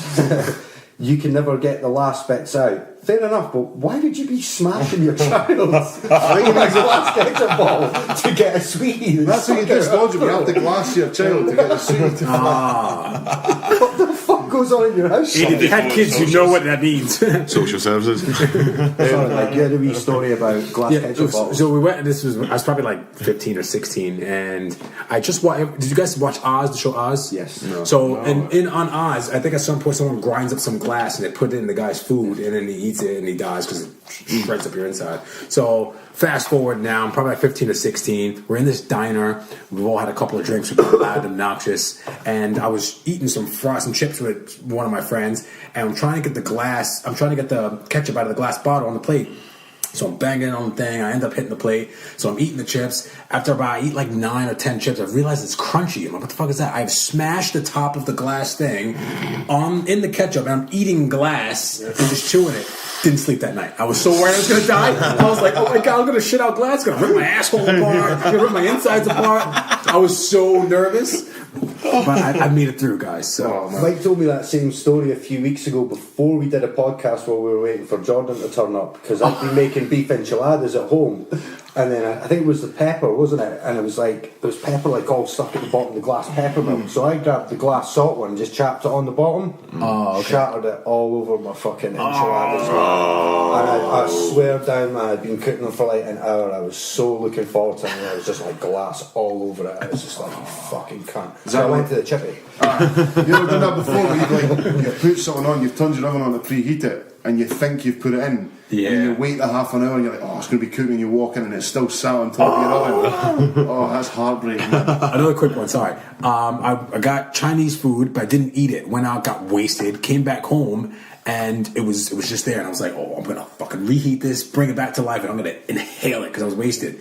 So put it in the microwave, just looking in the microwave, waiting for it to come out. Finished it, put it on a plate. I was going upstairs to my room, and I tripped and fell, and it went fried rice everywhere. It was raining fried rice all over the stuff. And my mom was looking at me. She was like, "I actually feel bad for you like that because I know how bad you wanted that." And I was like, "Yeah, that sucks." But anyway, glass ketchup bottles. I'm going to say no, man. Like, there's been an improvement in the market. Squeegee bottles. You can get almost every last drop out of them, and they're also already positioned so that the lid's at the bottom. Yes. Yeah. The gravity's already pulling the sauce down. So see if you're still buying a glass bottle. What the fuck's wrong with you? Yeah. Do you know what else I hate? When you like, go to a wee restaurant or a takeaway and you just want a wee squeezy bottle of tomato sauce and they hand you those sachets. And you gotta stand there like, I like a bit of tomato sauce. Step the game up. Don't give me no sachets. Yeah, get yourself a tube in, love. Come on. I'm not bored if you reuse the bottles. I'm not bored if you're sitting just squeezing a giant. Me neither. Like, just do not fucking hand me that. Yeah. No. It's good that you said that there's been an improvement in the ketchup storage market.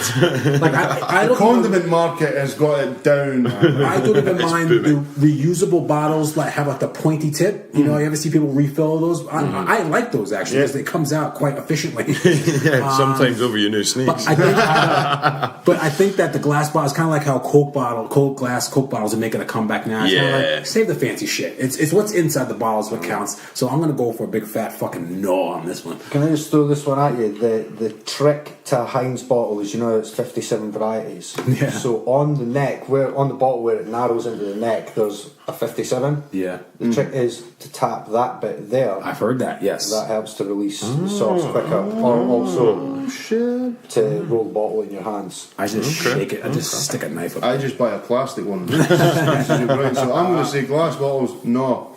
Andy. I'll say, Braw Or Naw. There you go. Mike? I'm gonna go no glass. Near-death experience. No, for me as well. Yes. All right. I got one from Rachel. I mentioned a lot this week. Hi, Rachel. She said, meeting someone for the first time and then immediately shortening your name. So for her instance, she introduced herself as Rachel, and people automatically call her Rach or Rachie. I do this. Do you? Yeah. I don't like that, man. Whatever I'm introduced to that person as, that's what I'll call them until they tell me otherwise. So you introduce that, hi, I'm Mike. Yeah. Hi, I'm Tam. Hi, I'm Andy. But if my name's Andrew, my name's Michael, my name's Thomas. I don't know if it's just me, man, but I've got 3 people with short names here, actually. I know. Not many syllables in this room. Brain cells. But you know, if somebody was to say like, "Oh, this is Rachel," and then straight away the person that they don't know each other shortens it to Rach, for me that's a bit creepy. It's a bit weird. No, it's like, if I'm...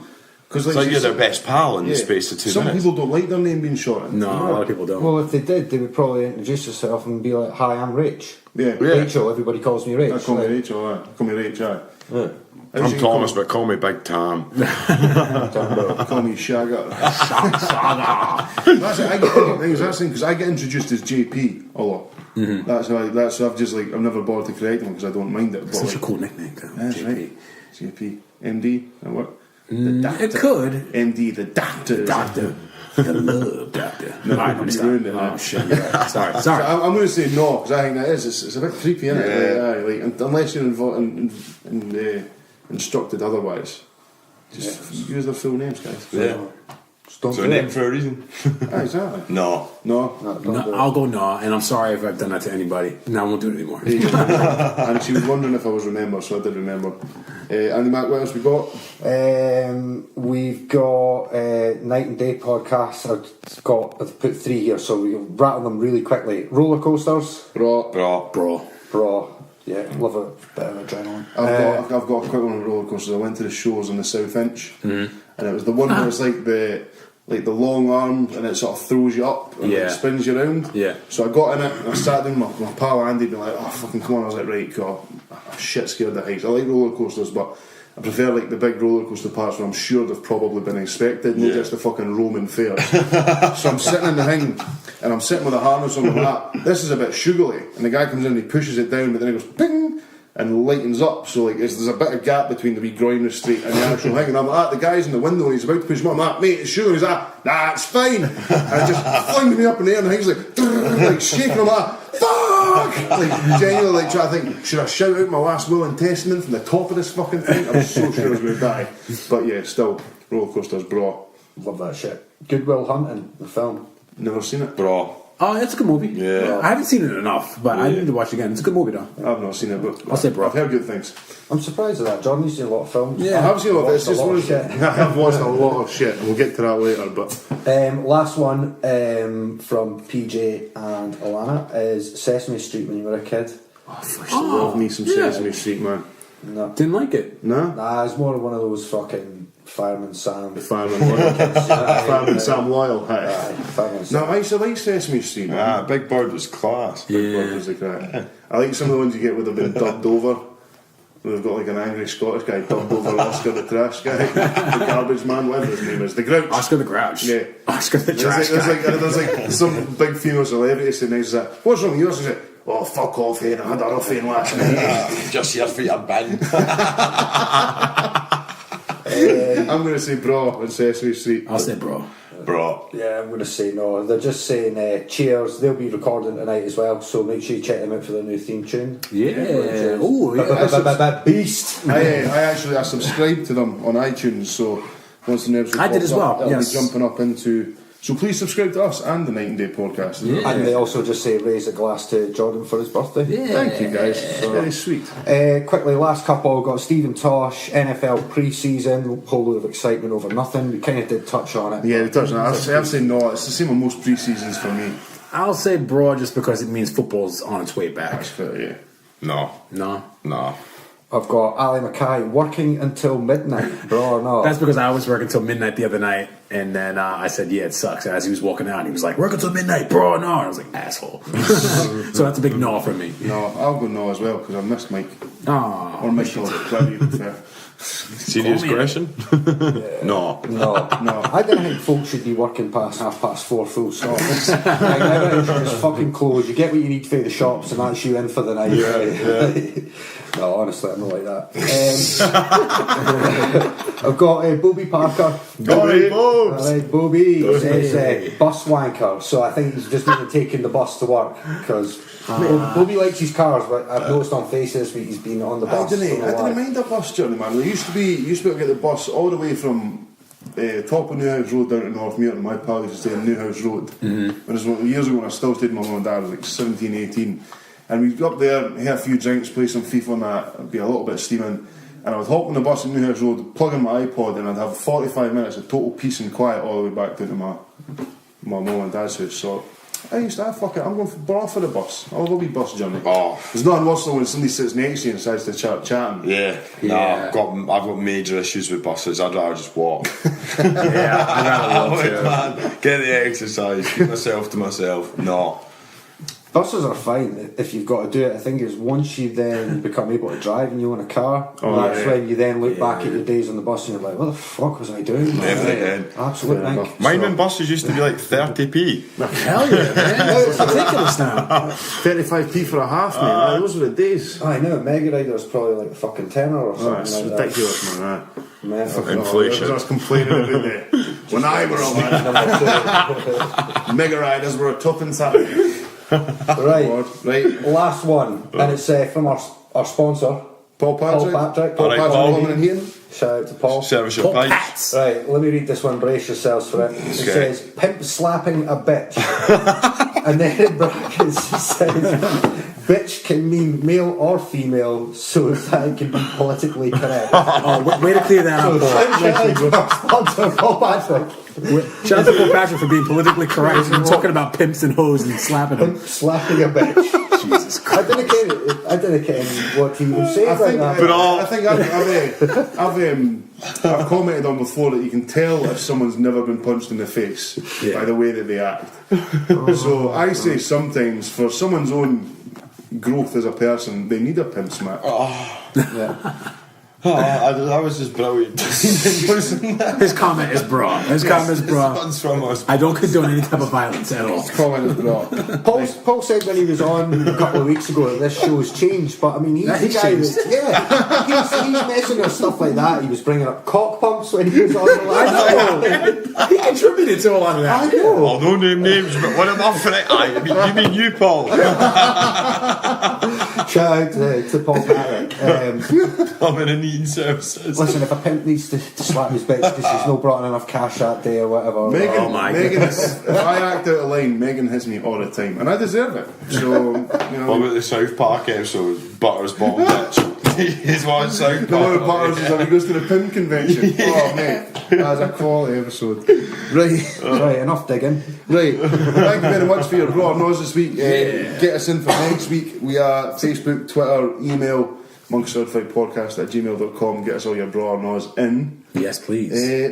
Time for what are we watching? Yeah. Well, insert theme tune here. What have you been watching or listening to this week? Should we start with our guest? Yeah, Tam, so anything you've got to recommend, anything on the box you've been listening to when you're in the van? Yeah, to be honest, listening wise, I've not been doing as much listening to music as I'd quite like, because I literally have just been working, but that means, van life, Radio 2's on. Nice. I've got my Ken Bruce, you want to start off in the beginning, I got Vanessa Phelps annoying as fuck at like 5 in the morning. Chris Evans wake up breakfast time on He's it. no bad actually. I He's caught up alright. with him today, it was alright. He's alright. Ken Bruce next, listen to that for a bit of Pop Master, still can't score more than 6 points.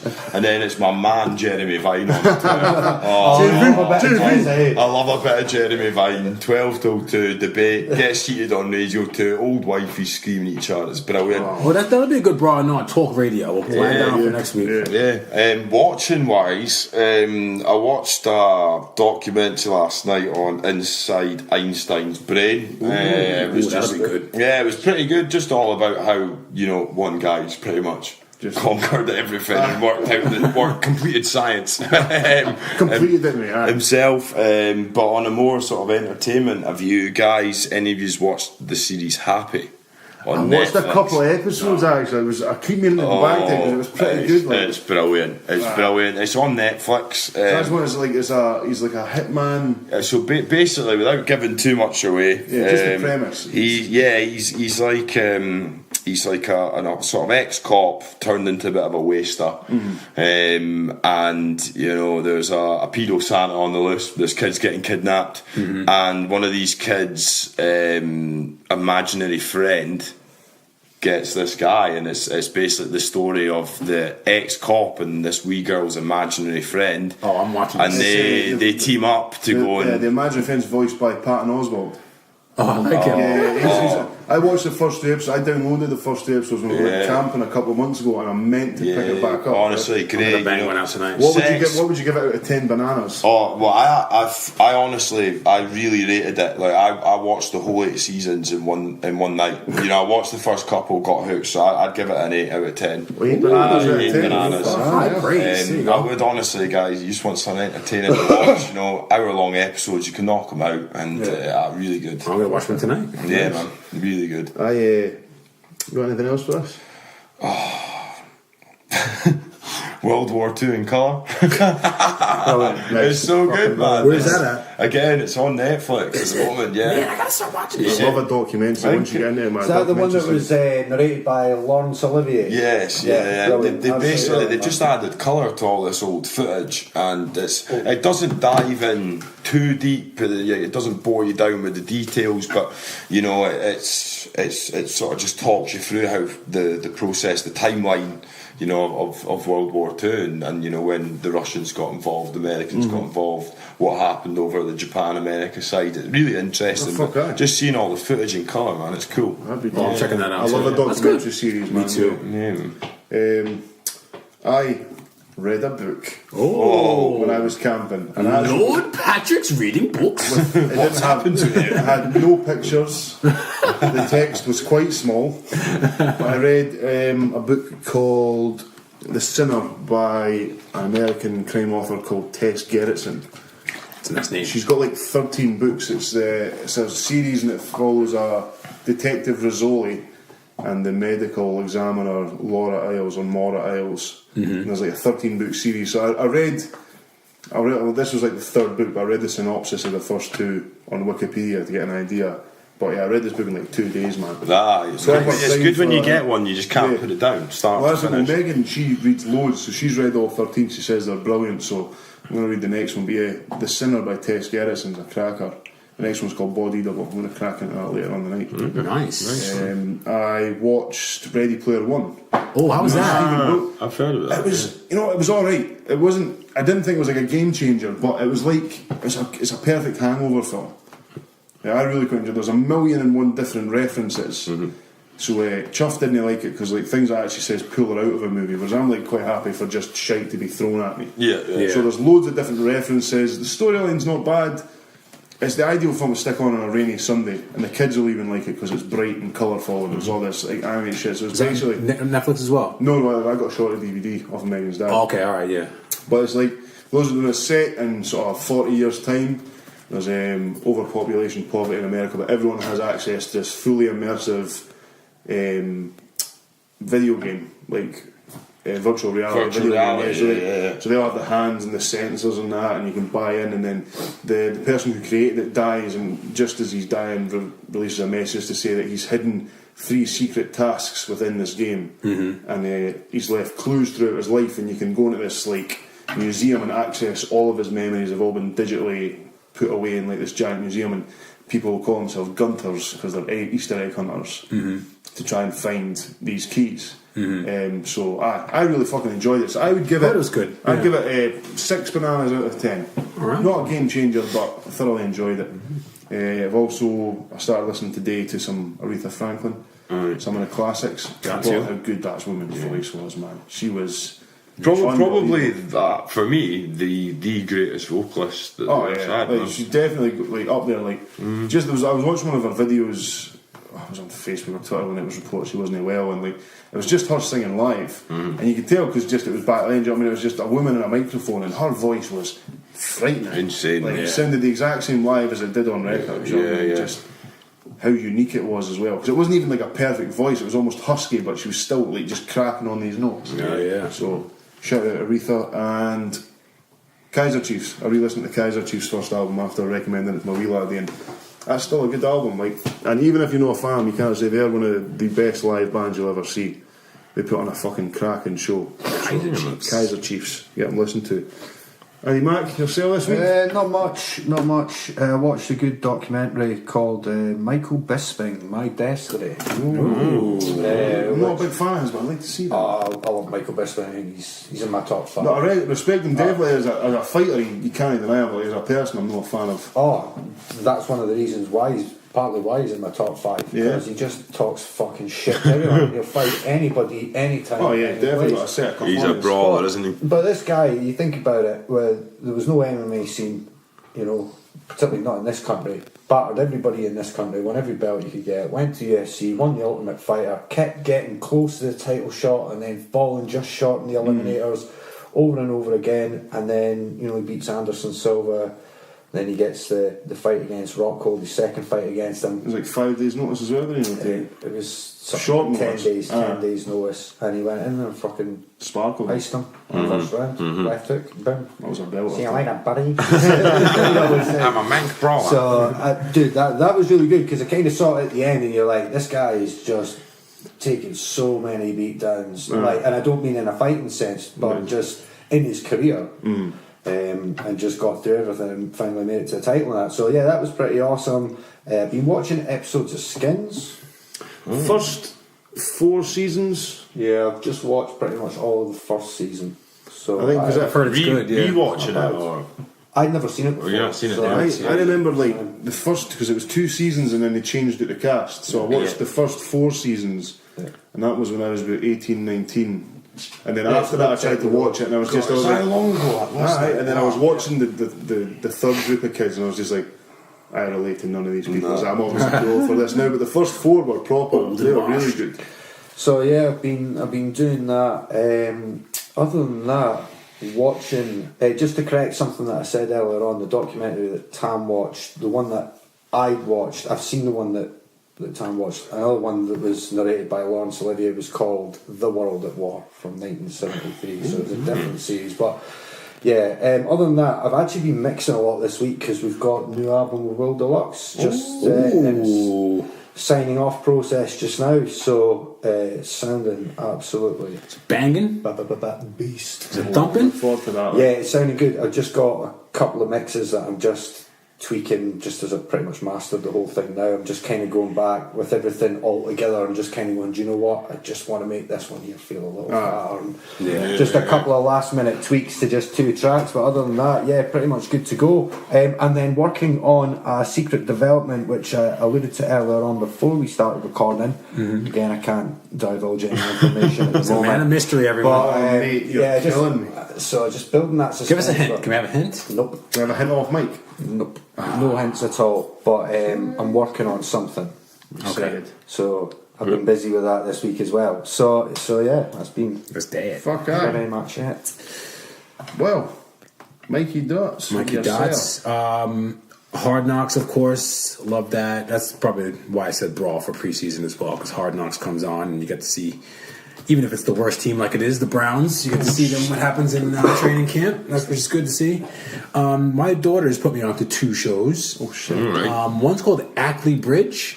Have you ever seen this? It's on like. Oh, is this the one about the secondary school? Yeah, it's like an Asian secondary school. It's like a kind of. It's 2 schools that are put together. One's like predominantly Asian, one's predominantly white, and now they're all in one school. It's kind of like a soap I think show. I caught an episode of that at my mum's the other week, and it was actually quite funny. It was all right. Yeah, It was all right. But it always happens with them. They sit down, they watch 9 episodes of something, and I end up going like, "Oh, this is great. I gotta watch all of them." Another one was Sugar Rush. I don't know if I said this last week. It's on Netflix. It's like a baking show. I know I panned, no pun intended, I panned the Great British Bake Off, but this is pretty good. You have to You gotta apologise think to about Ali it. Cook right now. Ali, I'm sorry. Apologies all around.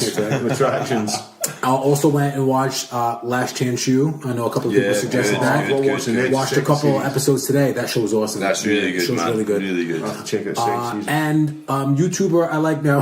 I followed him on Vine, but I just started watching his stuff. Cody Co. Don't know. Very funny. He kind of does like they watch videos and then they just abuse him. They just make fun of everything. So check out some of his stuff. It's very funny. On the music front, someone suggested Jack Harlow, and he has a song called Sundown. Very like southern kind of. The beat, it sounds really familiar. It's a Clips beat, actually, it sounds like, but really, really good. I listened to a couple of other things as well. So listen to him, Jack Harlow. Travis Scott, his album came out last week.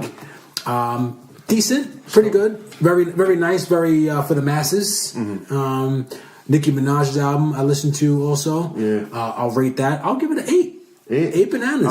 I liked it. The song where she takes a piss out of every man in hip hop. That's good. That was Yeah. excellent. Yeah. That was really. And then Eminem, the song Eminem, he busts out an absolute rapid bar. Yeah. Like That song it was was up there with the speed that he done on Rap God, and that was fucking good. Quick. Yeah, it was like it was fast. Like, Yeah. trying to process all the words. What's Eminem doing though, man? Have you seen his? I don't have you think seen all his- this new collaboration. His last album was poor. But that's the way the market I is. know. I just want dirty Marshall Mathers back. And the market Can't talk takes that, about makes the most money. Can't talk about what he used to talk about anymore, though. You know what I mean? Like he'll get killed His now. beard as well needs to go. It's man. weird. That's, What, Eminem's rocking a beard? yeah, but it's, I didn't even know he could grow a beard. I don't think he can. It's too dark. Right. Like, it's obvious that he's like coloured it in. Yeah. He's got the eyeliner through it and just fucking so. And I've listened to a lot of Nirvana since I've gotten abuse from you. I've been listening to a lot of Nirvana. Did you check out the Unplugged album yet? It's been because there's like a Nirvana playlist on Tidal, and it just kind of goes Yeah. in. And some of those songs are The really Unplugged good. album's a cracking one for a quiet night and with a bottle of wine. They'll do that. Yeah. Yeah, some romance and the love, that. Get her pumped. Get her Andy pumped. Mack once said.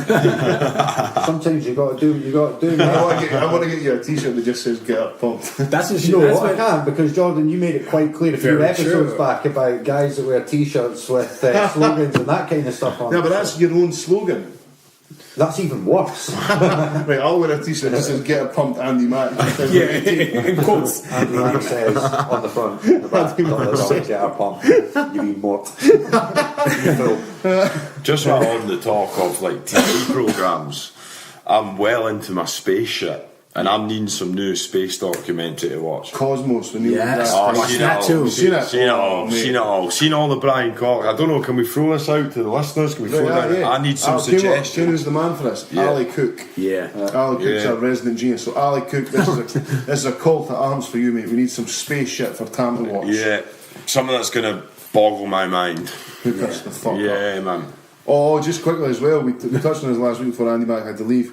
I listened to the Macaulay Culkin episode on Joe Rogan. I was very disappointed. Yeah, me too. He's so fucking normal. I just It's wanted to. ridiculous. I wanted to He know looks what went normal now on. too. Yeah, he seemed like a really nice guy, quite intelligent. Was he talking about what you wanted him to No, talk he about? was just talking about fucking shite. I wanted to hear what was going on in the Never Neverland ranch and all that back in the day with Michael Jackson. Didn't fucking touch on any of that. Nah. Get myself. But Shocking. it's far too normal for me. It's good to see him because you see in the papers and that he's apparently Yeah. like pure strung out on H. And But he looks like he's doing quite well now. Yeah, he looked He used to do quite well with Mila Kunis as well, didn't he? Hi-oh. she'd get pumped. Andy Mack style. And on that note, Anyway, any other business, gents? no, this was a good episode. Thanks for coming I back. know. I just want to say, like, you guys are doing very well, and thanks, man. I've listened to a few shows now, and it's going good. So keep it up, and I would love to come back and do another one where I've not been up for like 18 hours. Definitely, man. You performed well. Thanks. Hook that Thanks. that up, man. But yeah, no, well in, boys, and Tom. I've really enjoyed Cheers, it. Tom.